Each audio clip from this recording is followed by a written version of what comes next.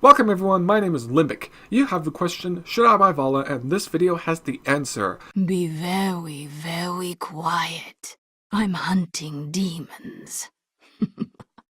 Let's go over her kit super quickly. Her trait is called Hatred. As she auto-attacks, she gains up to 10 stacks, each stack increasing her auto-attack and movement speed. Her Q is Hungering Arrow. This is a skill shot that will bounce to nearby targets once it hits. Her W goes by the name of Multi-Shot, which shoots a bunch of bolts in the cone in front of her. Her E is Vault, which causes Valla to roll in a straight line. Her first choice for heroic ability is called Strafe.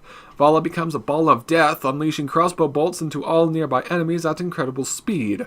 Her second choice is Rain of Vengeance.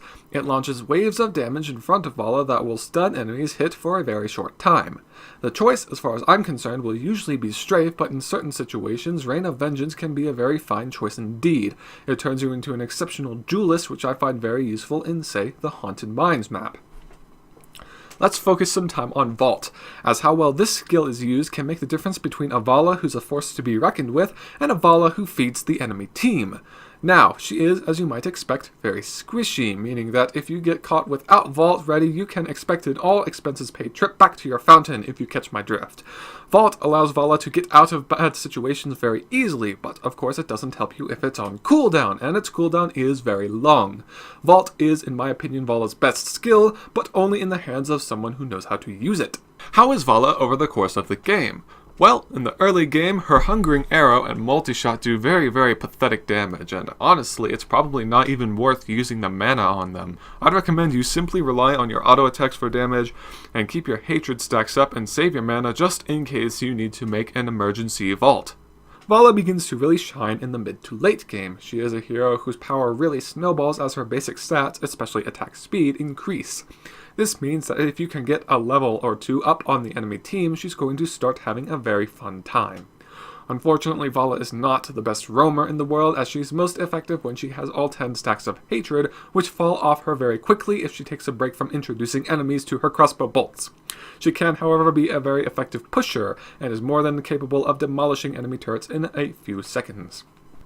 When playing as Valla, you'll typically want to remain in the back of your team, unleashing terrible damage upon the enemy. Try not to allow them to reach you, as if they do, you'll probably melt like butter. Remember to have Vault ready. Also remember you can stutter step with her, which can make her a very frustrating foe for your opponents to hunt down.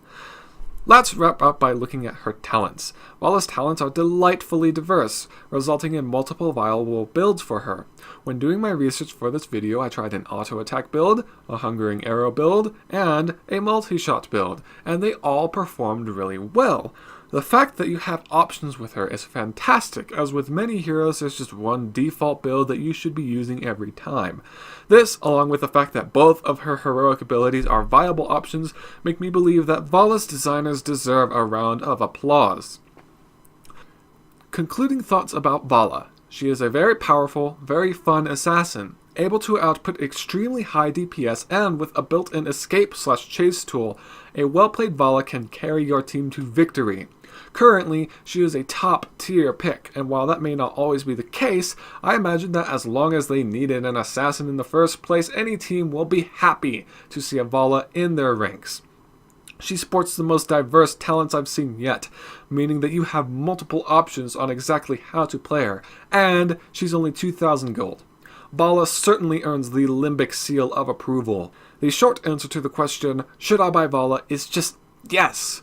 Powerful, packed with variability, and very cheap, Valla certainly deserves a spot in your roster of heroes. Valla, everyone, currently priced at 2,000 gold, $4, or 3.5 euros. Thank you very much for watching, and hey, just in case I didn't quite manage to convince you here, Valla happens to be free to play this week, so why not give her a try? Honestly, I'd be very surprised if she's not to your liking.